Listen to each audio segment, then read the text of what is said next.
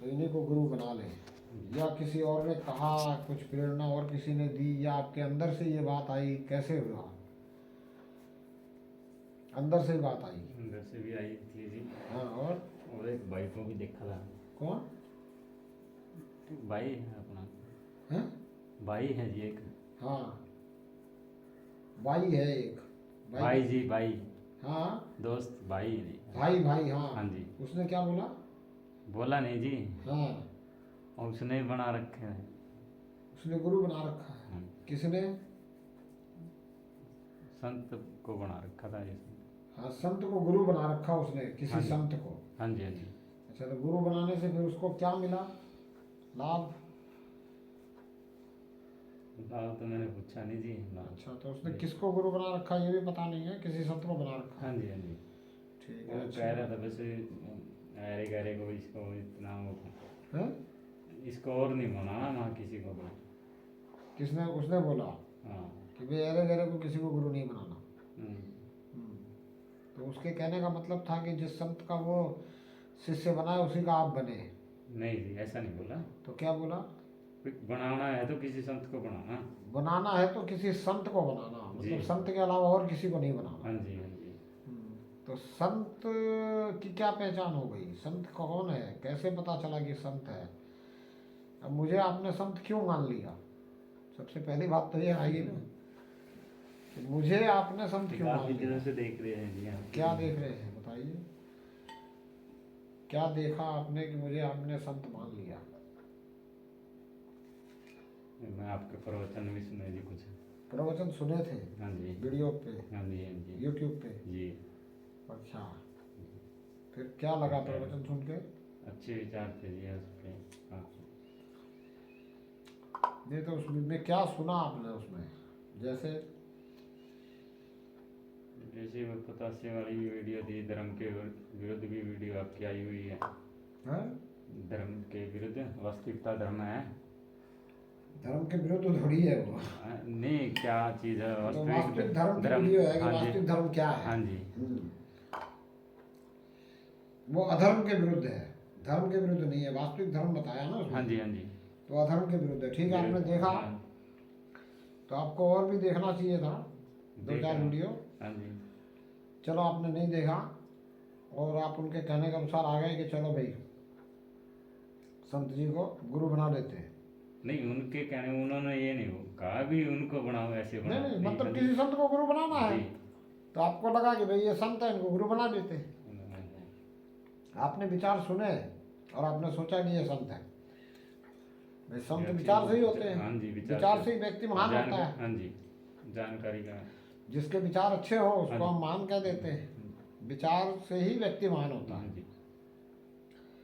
तो आपने विचार सुन के समझ दिया कि ये संत है, जी। लेकिन ये गलत है। भाई लिखा हुआ है, हमारे महात्माओं ने, संतों ने, ऋषि मुनियों ने कहा है, बोला पर उपदेश कुशल बहु तेरे। दूसरे को उपदेश देने के लिए बहुत से लोग कुशल हैं, तो जो उपदेश देने में कुशल है वो संत थोड़ी है। किसी ने अगर वीडियो में अच्छी बात बोल दी, कुछ अच्छी बात कर दी, तो संत थोड़ी हो गया। इतनी से संत की परख नहीं होती। और संत को गुरु बनाने की जरूरत नहीं है। और जो संत होता है वो गुरु बनता नहीं है। संत को गुरु बनने की जरूरत नहीं होती। संत के लिए भी कहा हुआ है कि पारस और संत में एको अंतर हो जान। पारस और संत में एक ही अंतर है। क्या अंतर है? तो बोला पारस तो लोहा कंचन करे, संत करे आप समान। पारस जो है ना वो लोहे को सोना बना सकता है, उसको पारस नहीं बना सकता। पारस उसको सोना बना सकता, पारस नहीं बना सकता। लेकिन संत क्या करता है? अपने समान बना देता है। तो जब अपने समान बना देता है, इसलिए संत गुरु नहीं बनता, वो शिष्य नहीं बनाता, वो तो अपने समान संत बनाता है। अब संत जो होगा वो अगर आपको संत बनाएगा तो संत क्या करता है?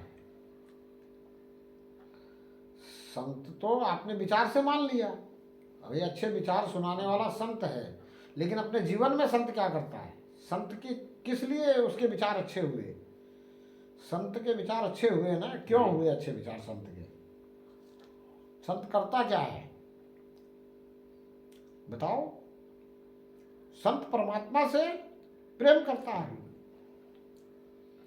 संत हम उसी को कहते हैं ना जो परमात्मा से प्रेम कर रहा है। तपस्या करता है परमात्मा के प्रति। परमात्मा से जो प्रेम करता है वो संत है। लेकिन परमात्मा से प्रेम तो साधक भी करते हैं, परमात्मा से प्रेम तो भक्त भी करते हैं। अब गीता में 4 प्रकार के भक्त बताए, और वास्तविकता में 4 प्रकार के भक्त हैं। गीता क्या बताएगी? अगर चिंतन करेंगे तो हमें भी दिखता है। मंदिर में रोज आने वाले भक्त भी हैं, मंदिर में कभी कभी आने वाले भक्त भी हैं, मंदिर में नहीं आने वाले भक्त भी हैं, है कि नहीं है? 3 तो दिखते ही हैं। और चौथा ऐसा भी है जो इस पूरे ब्रह्मांड को ही मंदिर मानता है। ये 4 भक्त हमेशा रहते हैं। पहला भक्त है जो हमेशा मंदिर में आएगा, किसी भी धार्मिक स्थान में जाएगा, मस्जिद में जाने वाला मस्जिद में जाएगा, गुरुद्वारे जाने वाला गुरुद्वारे जाएगा, बौद्ध स्तूप में जाने वाला बौद्ध स्तूप जाएगा, जो जहाँ मतलब जैन मंदिर में जाने वाला जैन मंदिर में जाएगा, वो जाएगा, वो रोज जाएगा। पहला प्रकार का भक्त है वो रोज जाता है। और दूसरा भक्त है वो कभी कभी जाता है, कभी मंदिर चला जाता है, गुरुद्वारा में जाने वाला कभी गुरुद्वारा चला जाता है, कभी मस्जिद चला जाता है, कभी कभी बौद्ध स्तूप चला जाता है, कि कभी किसी भी धार्मिक स्थान में चला जाता है। और तीसरा जो है वो कभी किसी धार्मिक स्थान में नहीं जाता, वो भी भक्त है, वो परमात्मा से जुड़ा हुआ, वो अपने अंदर ही अंदर जुड़ा हुआ है। और चौथा है वो अंदर बाहर सब जगह जुड़ा हुआ, पूरे ब्रह्मांड को, इस पूरी रचना को, पूरी सृष्टि को ही परमात्मा का मंदिर समझता है। हमेशा है इस पर 4 तरह के भक्त।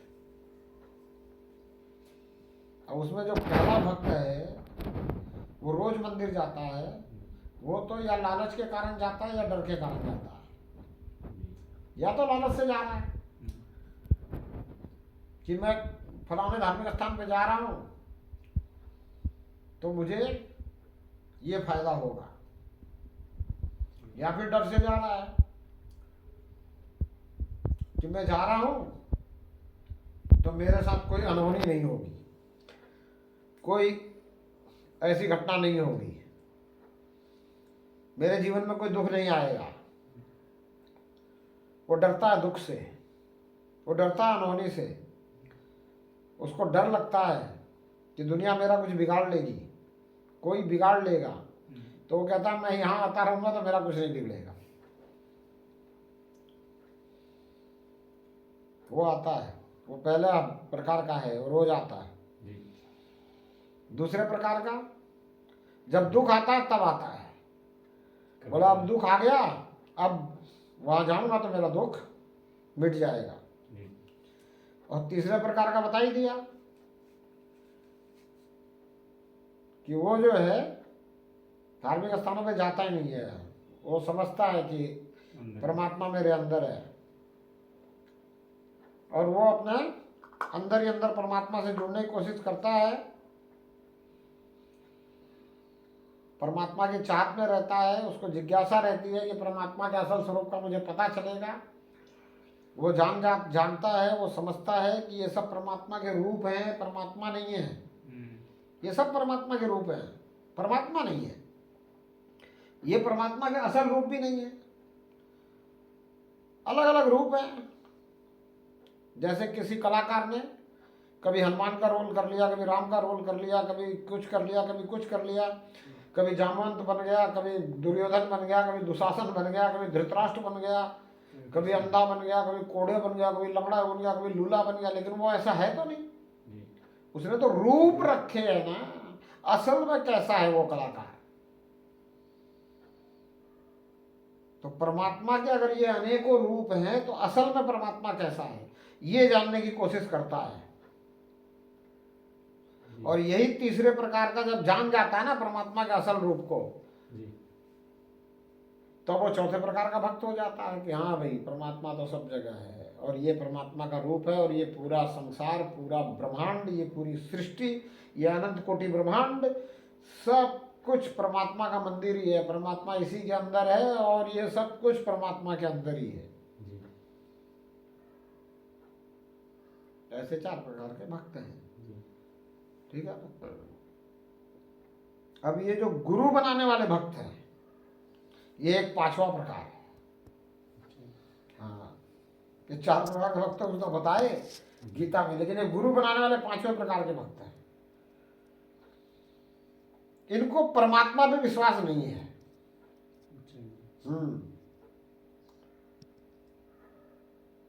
इनको परमात्मा पे विश्वास नहीं है, इनको परमात्मा से आशा है। परमात्मा से इनको सब कुछ चाहिए, इनको परमात्मा भी चाहिए, लेकिन इनको इतना विश्वास नहीं है कि मेरे पुकारने से परमात्मा आ जाएगा या मेरे पुकारने से परमात्मा प्रकट हो जाएगा या मेरी पुकार परमात्मा सुन लेगा। इतना विश्वास नहीं है इनको। तो इसको ये भी कह सकते हैं कि खुद पे विश्वास नहीं है।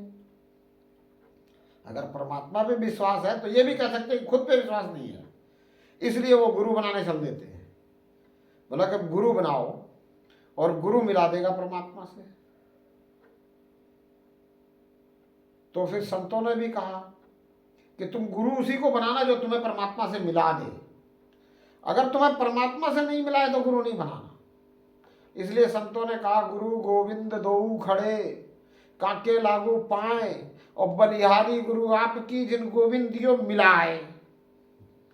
बोला गुरु वही जो गोविंद को मिला दे, गोविंद दियो मिलाए। खाली बातें करता है उसको गुरु नहीं बनाना। खाली ये कह दे कि भाई मंत्र जप ले, ये कर ले, वो कर ले, ऐसा कर ले, वैसा कर ले, यज्ञ कर ले, हवन कर ले, गंगा स्नान कर ले, पूजा कर ले, पाठ कर ले, ये कर्म कांड कर ले, बोले उसको गुरु नहीं बनाना। गुरु किसको बनाना? जिसके साथ गोविंद खड़ा मिले। गुरु गोविंद दोनों खड़े, जब दोनों खड़े मिले तब उसको गुरु बनाना। और फिर वो गुरु मिला दे परमात्मा से तो वो गुरु, फिर उसको कहना कि गुरु है तुम, नहीं तो उसको गुरु नहीं मानना। तो सबसे पहली बात तो अगर गुरु किसी को बनाने चले हो, गुरु बनाने की इच्छा हुई है, तो सबसे पहले ये समझ लो कि गुरु करो जान के और पानी पियो छान के। तो गुरु से जानना क्या है? परमात्मा। और पानी से छानना क्या है? कचरा। पानी से कचरा छानोगे, उस पानी को पियोगे, छानोगे तो कचरा छन जाएगा। और जानोगे परमात्मा को, अगर परमात्मा जानकारी में आ गया, परमात्मा समझ में आ गया, परमात्मा पहचान में आ गया, तो जिसने परमात्मा की पहचान कराई वो गुरु। अब बताओ कोई परमात्मा की पहचान करा सकता है क्या? कोई परमात्मा की पहचान तुम्हें करा सकता है क्या इस दुनिया में? कोई नहीं करा सकता, मैं भी नहीं करा सकता। लेकिन अगर तुम अंधश्रद्धा में हो, अगर तुम अंधभक्ति में हो, अगर तुम्हारी भावना धर्मांधता में है, तो मैं जो कुछ कहूंगा तुम उसी को परमात्मा मान लोगे। जबकि तुम जानते हो कि ये सब कुछ परमात्मा का रूप है, परमात्मा नहीं है। सब कुछ परमात्मा से ही बना हुआ है, परमात्मा का ही है, परमात्मा में है, परमात्मा से है, पर सब कुछ परमात्मा नहीं है। अगर तुम वाकई में परमात्मा को पहचानने के लिए गुरु बना रहे हो और वाकई में तुम्हें परमात्मा से काम है, तो तुम्हें परमात्मा मिलना चाहिए ना। गोविंद दियो मिलाए, गोविंद मिलना चाहिए। नहीं मिले तो फिर गुरु बनाओ मत किसी को। तो अगर कोई ऐसा है ही नहीं जो गोविंद मिला दे, तो फिर गुरु किसी को क्यों बनाओ? क्या जरूरी है गुरु बनाने की? फिर क्या करें? गुरु बनाए नहीं क्या? बनाना तो है, बनाना तो चाहिए, गुरु बनाना तो चाहिए, लेकिन गुरु बनाने से बनता नहीं है। गुरु बनाने से नहीं बनता है, गुरु तो पहले से है। जिसने बुद्धि दी परमात्मा ने, ये गुरु ही तो है परमात्मा। जी परमात्मा ने अगर बुद्धि नहीं दी होती तो मैं आपको क्या समझा देता? ना जी दुनिया का कोई भी आदमी आपको क्या समझा देता? कोई नहीं। कुछ नहीं समझा सकता। तो सबसे पहला गुरु तो परमात्मा ही है जिसने बुद्धि दी। अब इस पहले गुरु को छोड़ करके और किसी को गुरु बनाने की क्या जरूरत है? कौन है परमात्मा से बड़ा? परमात्मा से बड़ा और कोई है क्या? ना जी कोई नहीं है। तो और किसी को गुरु बनाने की जरूरत क्या है? परमात्मा को अपना गुरु बना लो। दुनिया में कहीं भी चले जाओ, किसी भी संत के पास चले जाओ, किसी साधक के पास, किसी गुरु के पास चले जाओ, बहुत बड़े बड़े दुनिया में गुरु पड़े हैं, तुर्रम खा पड़े हैं, 1-1 करोड़ 2-2 करोड़ जिनके शिष्य हैं, 6-6 करोड़ भी शिष्य हैं, ऐसे भी दुनिया में गुरु पड़े हैं। उनके पास भी चले जाओ तो वो क्या कहेंगे? बोले परमात्मा तुम्हें सद्बुद्धि प्रदान करे, यही कहेंगे ना। फिर तुम तो तर्क कर नहीं रहे हो। अगर मेरे जैसा कोई चला गया ना गुरु के पास तो मैं बहुत भटका हूं पहले गुरु बनाने के चक्कर में जी।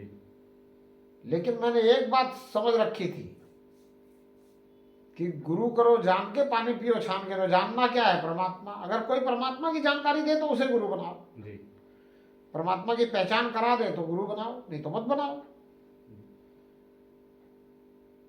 गुरु गोविंद दो खड़े, काके लागू पाए, बलिहारी गुरु आपकी जिन गोविंद दियो मिलाए। अगर कोई गोविंद से मिला दे तो उसे गुरु बनाओ, नहीं तो क्यों गुरु बनाओ? इसलिए हमने किसी को गुरु बनाया ही नहीं। हमारा कोई गुरु नहीं। और मैंने आपको कहा कि दत्तात्रेय ने 24 गुरु बनाए जी। अब दत्तात्रेय ने 24 गुरु बनाए तो दत्तात्रेय क्या समझाना चाहते हैं कि भाई जिससे भी कुछ सीखने को मिले वो गुरु, जिससे भी कुछ भी सीखने को मिले तो वो गुरु। तो किसी एक गुरु के चक्कर में मत पड़ो। तुमने आज तक दुनिया में पता नहीं कितने से क्या क्या सीखा है, तो कोई एक गुरु तुम्हें अगर कोई छोटी सी बात सिखा देता है, इतनी सी बात बता देता है कि भाई परमात्मा से तुम्हें ऐसे जुड़ना है, तो उसी के पीछे क्यों पड़ जाओ? ये बता रहे हैं दत्तात्रेय जी कि 24 गुरु बनाए लेकिन किसी के पीछे नहीं पड़े।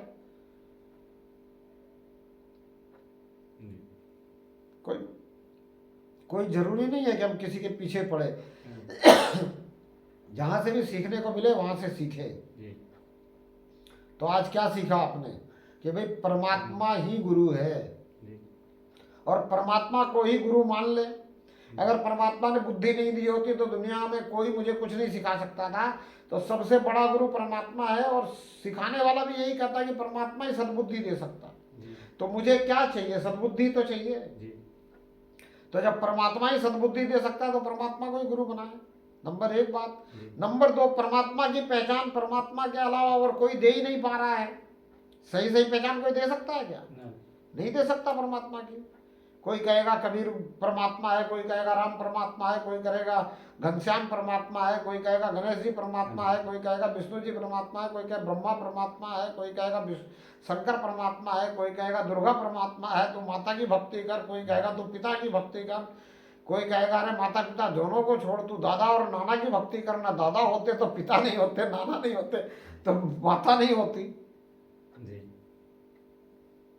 लेकिन ये सब परमात्मा नहीं है। ये सब परमात्मा के अनेकों रूप है। तो रूपों में उलझे क्यों? उलझे क्यों ना सुलझे?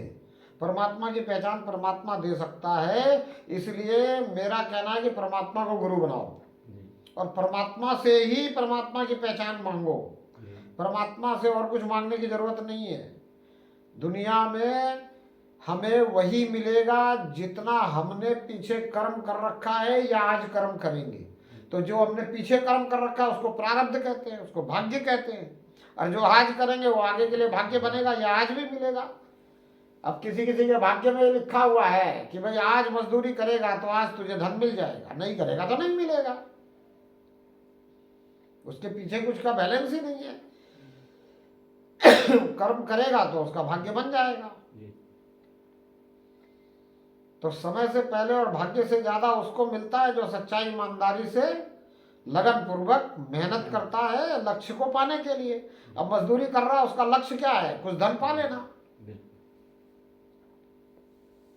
तो सारा जो दुनिया में चीज मिलनी है वो कर्मों के आधार पे मिलनी है। इसलिए मैं तो संत तुलसीदास जी को एक बढ़िया संत के रूप में देखता हूँ, क्योंकि वो कहते हैं खुद कि पर उपदेश कुशल बहुत तेरे। बोले दूसरे को उपदेश देने के लिए बहुत से लोग कुशल बैठे हैं, मैं उपदेश किसी को नहीं दे सकता, पर एक बात बता देता हूं कि सकल पदार्थ है जगमाही, कर्महीन नर पावत नाही। सकल पदार्थ है जगमाही, सब कुछ है इस दुनिया में, लेकिन कर्महीन को नहीं मिलेगा। कर्महीन का मतलब भाग्यहीन भी हो गया, और कर्महीन का मतलब जो कर्म नहीं करे, जो मेहनत नहीं करे, जो आलसी हो, जो प्रमाद में बैठा हो, उसको नहीं मिलेगा। कर्महीन नर पावत नहीं। तो संसार में जो कुछ मिलना है वो अपने कर्मों का फल मिलना है। वो चाहे पीछे किए हुए कर्म हो, संचित कर्म हो जिससे प्रारब्ध बनता है, या फिर आज के कर्म हो, उससे मिलेगा। मांगने से परमात्मा संसार की कोई चीज देता नहीं है, क्योंकि परमात्मा ने नियम बना रखे हैं कि जैसा तू करेगा वैसा भरेगा। उसके लिए हमें कर्म करना पड़ेगा अगर संसार की चीज चाहिए, और परमात्मा चाहिए तो कर्म छोड़ना पड़ेगा। परमात्मा चाहिए तो क्या करना पड़ेगा? कर्म करना ही छोड़ना पड़ेगा। कर्म हमें नहीं करना, और परमात्मा हमें चाहिए तो हमें सिर्फ एक ही कर्म करना है, वो है प्रार्थना। बाकी सब कर्म छोड़ देना है। क्या करना है? सिर्फ प्रार्थना। अब प्रार्थना क्या करनी है ये समझना है। अब संत अगर किसी को अपने समान संत बनाता है तो संत क्या करता है? प्रार्थना करता है परमात्मा से। वो अपनी प्रार्थना बताता है कि तुझे ये प्रार्थना करनी है परमात्मा से, और अगर परमात्मा ने तेरी प्रार्थना सुन ली तो तुझे ऐसी दृष्टि दे देगा जिससे ये परमात्मा तेरे लिए दृश्यमान हो जाएगा। संत उसी को कह सकते हैं जिसने इस बेअंत को पहचान लिया, जिसको परमात्मा ने ऐसी दृष्टि प्रदान कर दी जिस दृष्टि से वो परमात्मा को देख रहा है। वो दृष्टि होती है मुझ आत्मा की दृष्टि। ये शरीर मैं नहीं हूं, शरीर तो मेरा है, मेरे पास है, मेरा भी नहीं कह सकता मैं, मेरे पास है। क्यों मेरे पास है? क्योंकि परमात्मा ने दिया है, और कभी भी परमात्मा मुझे इस शरीर से निकाल सकता है। ये शरीर एक किराए के मकान की तरह है। जितने दिन का किराया हमने जमा कर दिया किसी किराएदार के यहाँ, किसी मकान मालिक के यहाँ, तो उतने दिन हम किराएदार रह सकते हैं। अगर आगे हमने कुछ और जमा करना हो तो हम रह सकते हैं, लेकिन यहाँ तो ये सुविधा नहीं है, और सुविधा है भी तो हमें पता नहीं है। ये तो परमात्मा ही जाने कि कितने दिन का लिए हमें इसमें डाला है, और फिर ये किस प्रकार से बढ़ाता है, नहीं बढ़ाता है, क्या करता है। लेकिन दिन के लिए डाला नहीं है, सांसों के आधार पे। यहाँ सांसों की गिनती चलती है। अगर हम दिन बढ़ाना चाहते हैं तो हम लंबी लंबी सांस लेना शुरू करते हैं तो हमारे दिन बढ़ जाएंगे, समय बढ़ जाएगा। इसलिए योगी ज्यादा दिन जीते हैं, क्योंकि योगी यौगिक प्रक्रिया करते हैं, लंबी लंबी सांसें लेते हैं, अपनी सांस को गिनती को बढ़ा लेते हैं, समय बढ़ जाता है। तो हमें जो है क्या करना है? सिर्फ प्रार्थना करनी है, और बाकी सब काम कुछ नहीं करना। हो सकता है क्या ऐसा? मैं देखो तुमको एक बात बताऊं, मैं खुद सारे काम कर रहा हूँ कि नहीं, तुम्हारे सामने दिख रहा है ना। मैंने इसीलिए सेव छिला ही है, मैंने सेव छिला है, इस सेव को काटा है, इस सेव को मैं इस शरीर को खिला रहा हूँ भाई। हाथ के माध्यम से इसको छिला, हाथ के माध्यम से काटा, हाथ के माध्यम से इस मुंह में डाल रहा हूँ, मुंह से इस शरीर में जा रहा है। कर्म तो मैं कर रहा हूँ, तुमको अपने आप तो कर्म कर रहा है, और मुझे कह रहा है कि सिर्फ प्रार्थना करना और कुछ मत करना। ये क्या मतलब है भाई? जो खुद कर रहा हो और दूसरे को कहे कि मत करना, ये मानने वाली बात है क्या? माननी चाहिए क्या? नहीं माननी चाहिए। क्यों माने? तो क्या करोगे? करोगे क्या? गड़बड़ तो बहुत बड़ी है ना। तुम मुझे आए गुरु बनाने, और मैं तुम्हें कह रहा हूं कि तुम सिर्फ परमात्मा से प्रार्थना करो, बाकी सब काम करना छोड़ दो। और मैं तुम्हारे सामने तुम्हें दिख रहा,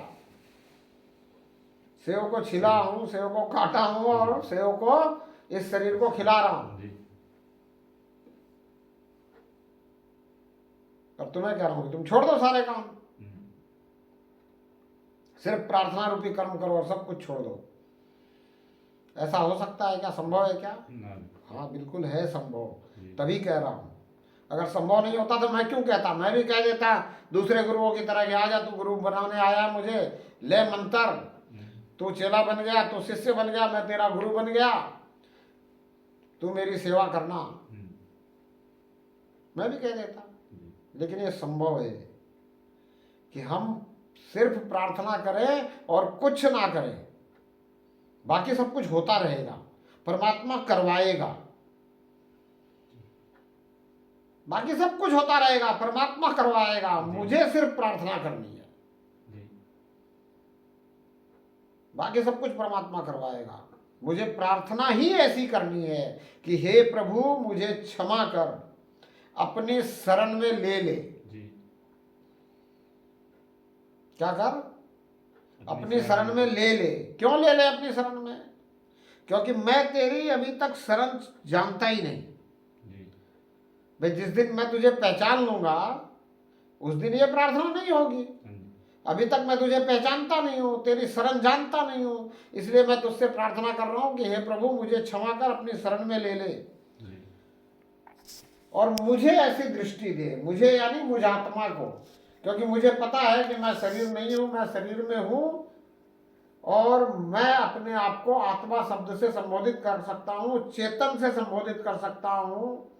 मैं अपने आप को किसी भी शब्द से नहीं संबोधित करते हुए सिर्फ मैं कह सकता हूं कि तू मुझे ऐसी दृष्टि दे जिस दृष्टि से मैं इस शरीर से होते हुए को देखता रहूं और तू जो चाहता है वो करवा ले इस शरीर से।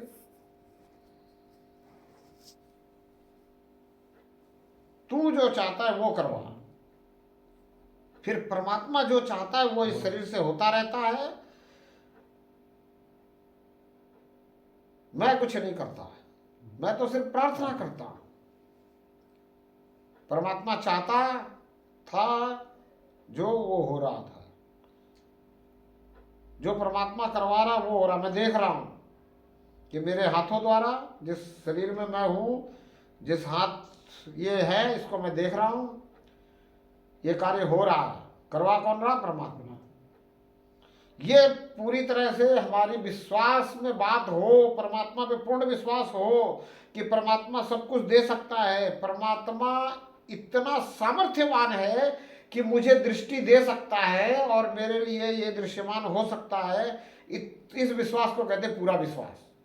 और जिस दिन ये विश्वास हो जाता है उस दिन और किसी से कुछ पूछने की जरूरत नहीं, किसी के पास जाने की जरूरत नहीं और किसी शरीरधारी को गुरु बनाने की जरूरत नहीं। फिर तो परमात्मा ही गुरु हो जाता है, फिर सब कुछ परमात्मा ही हो जाता है। और ऐसे ही हमारे ऋषि मुनि हुए जिनको पूरा विश्वास था, तब उन्होंने कहा कि त्वमेव माता च पिता त्वमेव, त्वमेव बंधुश्च सखा त्वमेव, त्वमेव विद्या द्रविणं त्वमेव, त्वमेव सर्वं मम देव देव।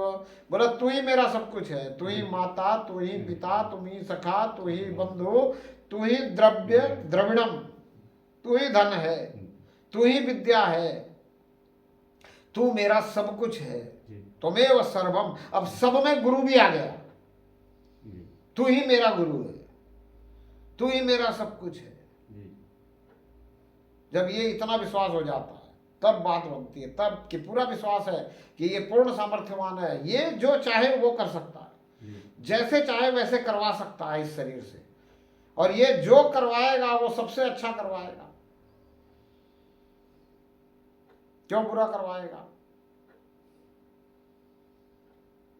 जब इसके ऊपर हम छोड़ देते हैं तो हमारे इस शरीर से जो भी काम होता है ना वो दुनिया को दिखता है और वो सबसे अच्छा होता है। हम क्या कर सकते हैं? अच्छा कर सकते हैं, बहुत अच्छा कर सकते हैं। सबसे अच्छा तो हम नहीं कर सकते, लेकिन जब ये करवाता है तो सबसे अच्छा होता है।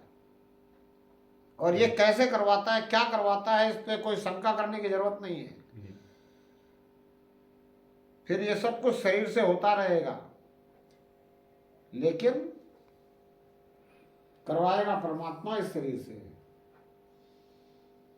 मैं कुछ नहीं कर रहा हूँ, ये भाव रहेगा और करवाएगा परमात्मा। और प्रार्थना रहेगी कि हे प्रभु मुझे क्षमा कर, अपनी शरण में ले ले और जो तू चाहता है वो करवा ले इस शरीर रूपी साधन से। क्योंकि अब समझ में आ गया कि शरीर तो साधन है, हाँ जी, ये तो साधन है, ये साधन कभी भी छूट सकता है। इसीलिए संत तुलसीदास जी ने कहा कि साधन धाम मोक्ष कर धामा, ये साधन है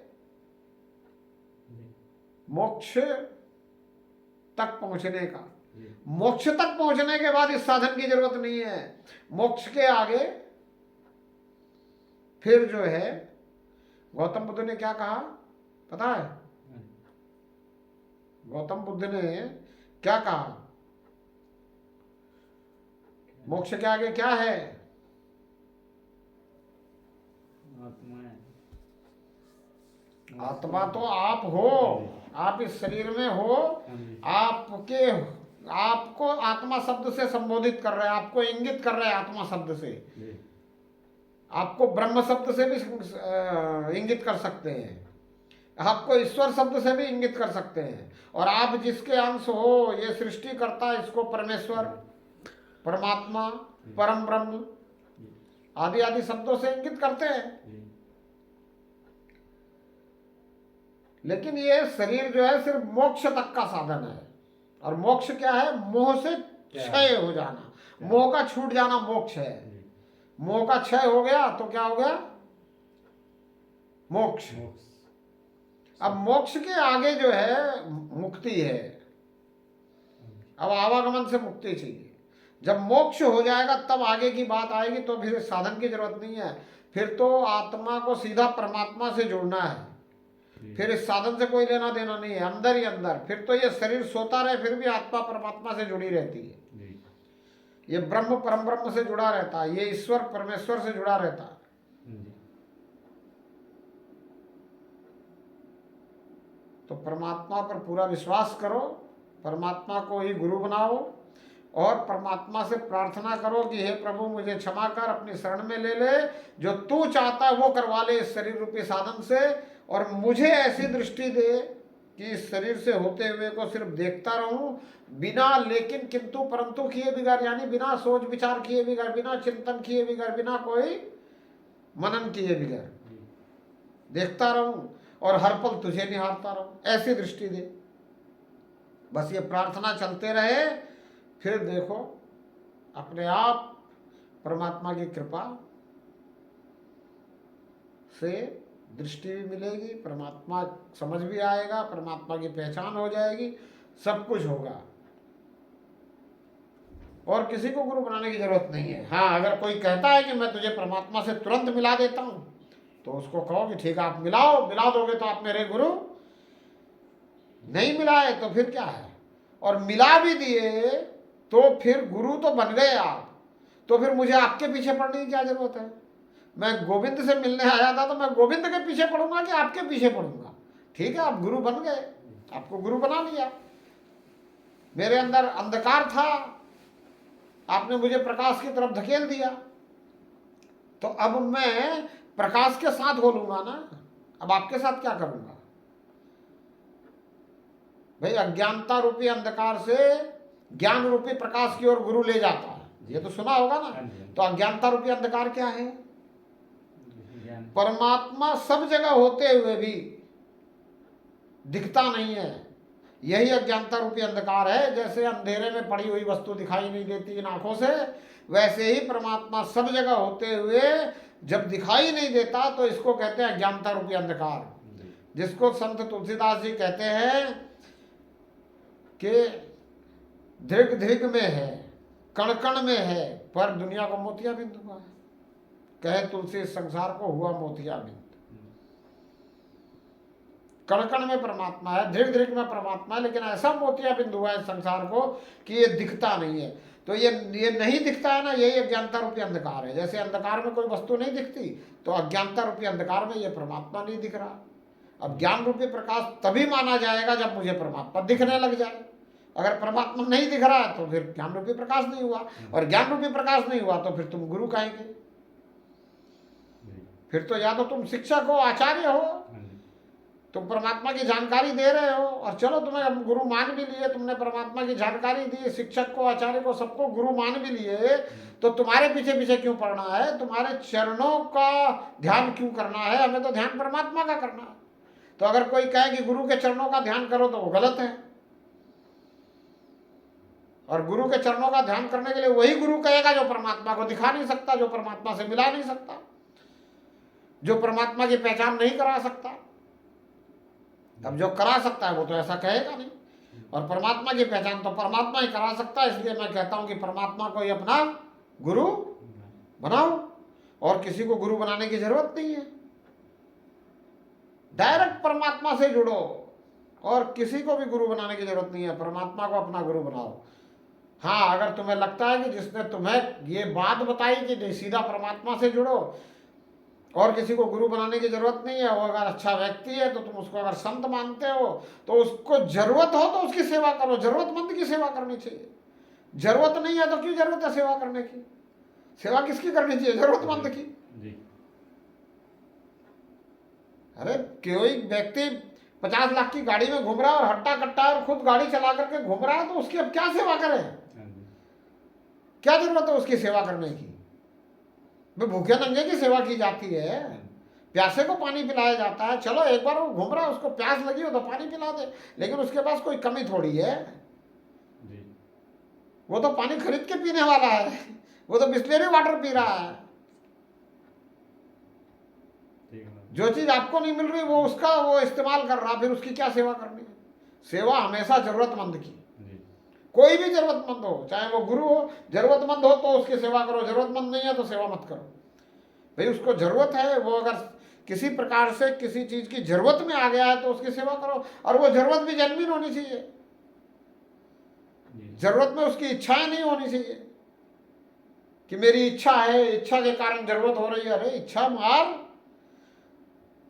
तू परमात्मा के पथ पे चला हुआ, फिर भी तू इच्छा से जुड़ा हुआ है, और तू कहता है कि मुझे आवागमन से मुक्ति मिल गई। आवागमन से अगर मुक्ति मिल गई तो इच्छा कहाँ रही? कहाँ की इच्छा? किस चीज की इच्छा? इच्छा ही नहीं मार पाया तो क्या बनेगा? कुछ नहीं बनेगा। तो इच्छा की जरूरत नहीं, जेन्युइन जरूरत, वो भी जेन्युइन जरूरत किस चीज के लिए होगी? शरीर रूपी साधन के लिए, क्योंकि ये शरीर रूपी साधन को जरूरत रहती है। तो भोजन की जरूरत हो सकती है, प्यास लगे पानी की जरूरत हो सकती है। इन दो के अलावा और संत को जरूरत नहीं होती। संत को और जरूरत नहीं होती। संत के लिए तो धरती ही उसका बिस्तर है, और अगर कुछ नहीं मिल रहा है तो इतने में जो मिल रहा है उसको जो है मांगो, मानो, इच्छा मत रखो, संतोषी बनो, संतोष करो, जो मिला उसमें संतोष करो। मिले तो ठीक, ना मिले तो ठीक। तो जरूरतमंद की सेवा। अब भोजन की भी जरूरत अगर नहीं हो तो और बड़ी बात है, भाई पानी की भी जरूरत ना हो तो और बड़ी बात है कि भाई मिलेगा तो मांग के नहीं लूंगा जी। संत का काम तो मांगने का है ही नहीं, संत मांगते ही नहीं। संतों के लिए तो कहते हैं लक्ष्मी जो है संतों की दासी है। लक्ष्मी यानी धन, यानी सब कुछ, दुनिया का सब कुछ संतों को अपने आप मिलना चाहिए। संत मांगता नहीं है, मांगना नहीं चाहिए संत को। और संत अगर मांगे तो अपने लिए नहीं मांगे, दूसरे के लिए मांगे। संत वही है जो दूसरे के लिए मांगे, दूसरे के लिए करे, अपने लिए नहीं मांगता। और अगर अपने लिए मांग रहा है तो फिर वो संत है ही नहीं। तो इसलिए जो समझने वाली बात है वो ये है कि गुरु किसी शरीरधारी को तभी बनाना जब वो शरीरधारी परमात्मा से मिला सके, और वो कहे कि मैं भी तुरंत मिलाता हूं। राजा जनक ने किसी को गुरु नहीं बनाया। कब तक? जब तक कि राजा जनक ने कहा कि भाई मुझे इस पायदान से उस पायदान के बीच में पैर डालने के इतने समय के बीच में सत्य का ज्ञान अगर कोई दे तो मैं उसे गुरु बनाऊं, नहीं तो नहीं बनाऊं। और मुझे चाहिए घोड़े के इस पायदान से उस पायदान में पैर डालने के बीच में इशारा दे सकता है, जो सत्य को जानता है इशारा दे सकता है। दुनिया के सब लोग बोलते रहे, और भी कई हठी जपी तपी आचार्य मुनि जी ऋषि बहुत सारे आए, पंडित ब्राह्मण सब आए होंगे उनके दरबार में, लेकिन कोई जो है ये सत्य की पहचान नहीं करा पाया। सब ऐसे ही बताते रहे। तो राजा जनक कहे नहीं नहीं, इस बात को मैं नहीं मानता। तुम कहोगे गंगा नहाओ, ये करो वो करो, कर्म कांड करो, इनको मैं नहीं मानता कुछ भी। जी मुझे तो जो जानता है वो चाहिए जनाने वाला, जो जाने सो दे ही जनाई। बोले जो जानता है वो जना देगा।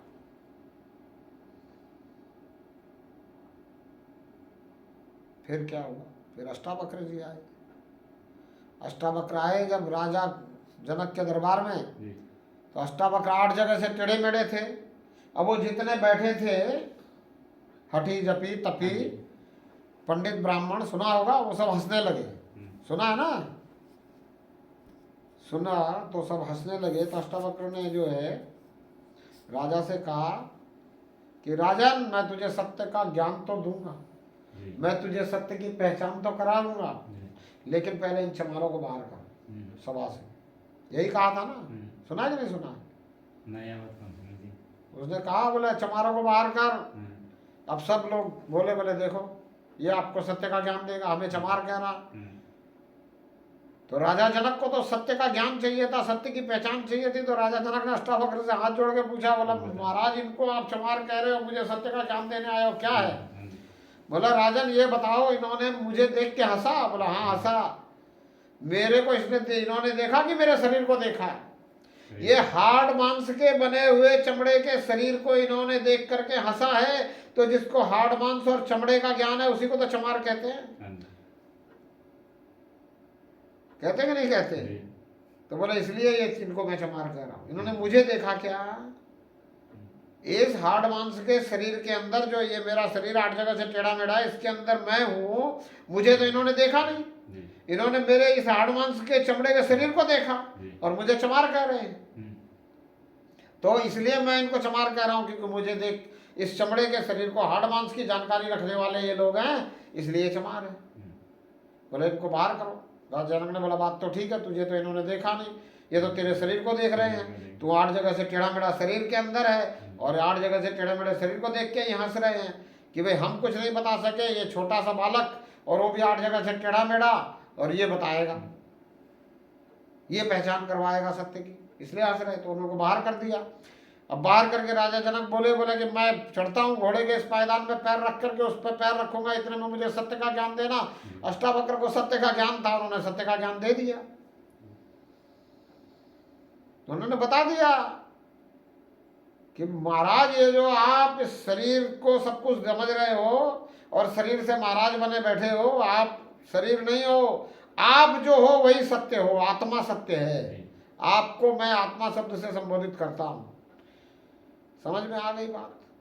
क्योंकि बात तो पहले ही चल पड़ी थी कि ये शरीर तो हार्ड मांस चमड़े का बना हुआ है, इसको अगर देखो तो इसको समझो तो चमार, अगर इसके अंदर रहने वाले को समझो तो ज्ञानी,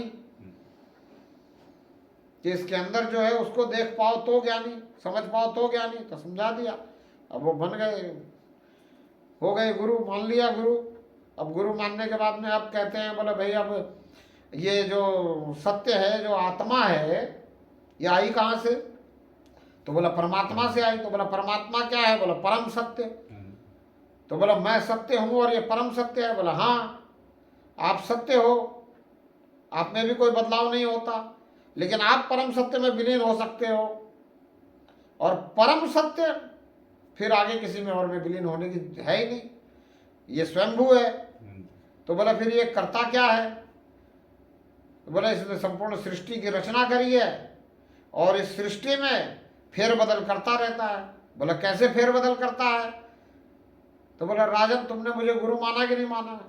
बोला माना है।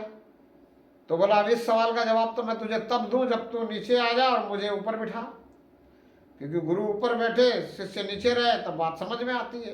तो राजा उतर के सिंहासन से नीचे आया और जाकर के अष्टावक्र जी ऊपर बैठे। तो बोला ऐसे फेरबदल करता है। अब राजा के सिंहासन में मैं बैठा हूं तो मैं राजा हो गया और सब कुछ मेरा हो गया और तू फकीर हो गया। थोड़ी देर पहले मैं फकीर था, जो सिंहासन में बैठा हो राजा, राजा प्रधानमंत्री के कुर्सी में जो बैठेगा वो प्रधानमंत्री, जी प्रधानमंत्री की कुर्सी से उतरते ही वो फिर वैसे का वैसे ही। तो बोला अब मैं राजा हो गया, बोला ये ऐसे फेर बदल करता है, ये परम सत्य है और तू सत्य है। बात समझ में आ गई। अब अष्टावक्र जी जैसा गुरु होना चाहिए, जिसने सब कुछ ले लिया, बैठ गए राज सिंहासन पे, फिर वापस आकर के राजा को दे दिया, बोले ये ले तेरा राजपाट, तू संभाल, लेकिन अब ये तेरा नहीं है और ना मेरा है, अब ये परमात्मा का है और इसको परमात्मा का समझकर संभाल। तो हम इस दुनिया में मेरा मेरा करते फिरते हैं सारी चीजों का, ये कुछ भी मेरा नहीं है, सब कुछ परमात्मा का है और इसको परमात्मा का समझ करके जितना अपने को परमात्मा ने संभालने के लिए दिया उतना बढ़िया संभालो, उसके संभाल बढ़िया करो। अगर कर्म से ऊपर नहीं उठे तो, और अगर कर्म से ऊपर उठ गए तो फिर सिर्फ प्रार्थना करो। दो ही बात है, या तो कर्म करो या फिर प्रार्थना करो। प्रार्थना में लगोगे तो कर्म परमात्मा करवा लेगा, और जब कर्म परमात्मा करवाएगा तो सबसे अच्छे कर्म करवाएगा, जब सबसे अच्छे कर्म करवाएगा तो सबसे अच्छे फल मिलेंगे, फिर आनंद ही आनंद रहेगा जीवन में। और जीवन के उपरांत परमात्मा से प्रार्थना में अगर पूरी तरह से तन्मयता से लग गए तो दृष्टि मिल गई, अगर परमात्मा की पहचान हो गई तो बढ़ते समय परमात्मा में ध्यान रहेगा, परमात्मा में गति हो जाएगी, परमात्मा में विलीन हो जाएंगे, अपना अस्तित्व खत्म हो जाएगा और दोबारा जन्म लेने से छुट्टी, आवागमन से मुक्ति। ये कब होगा? ये तब होगा जब हम इस शरीर को सुला कर भी परमात्मा से जुड़े रह पाए तो होगा, नहीं तो नहीं होगा, बहुत मुश्किल है। और शरीर को सुला करके भी हम परमात्मा से तभी जुड़े रह सकते हैं जब हम परमात्मा से प्रार्थना में इतनी तल्लीन हो जाएं कि शरीर सोने के बाद भी प्रार्थना अंदर अंदर चलती रहे, और जब शरीर जागे तो शरीर बताए अपने को कि भाई प्रार्थना तो चल रही थी। बहुत बार बहुत से लोगों ने ऐसा अनुभव किया है, कोई शिव जी की तपस्या कर रहा है, शिव जी की जाप करते करते सो जाता है, तो सुबह उठता है तो देखता है शिव जी का जाप चल ही रहा। होता है ना? तुम्हारे साथ हुआ अनुभव में? हुआ कभी? ना जी, हुआ नहीं है। होया नहीं है? करता रहता हूँ नहीं, लेकिन सुना है, किसी ने बताया कि मैं रात को जाप करते करते सोया और सुबह उठा तो जाप चल ही रहा था? सुना ऐसा? बताया किसी ने? ना, बताया मुझे तो कईयों ने बताया, और मेरे साथ खुद के साथ हुआ जी, होता है कि भाई प्रार्थना करते करते हम सोए, हाँ जी, प्रार्थना में तन्मयता हो, प्रार्थना हाँ में जी। तल्लीनता हो, सुबह उठ- तो जब शरीर सुबह उठता है तो हमारे इंटिमेशन देता है कि अरे तेरी प्रार्थना तो चली रही चली है। रही।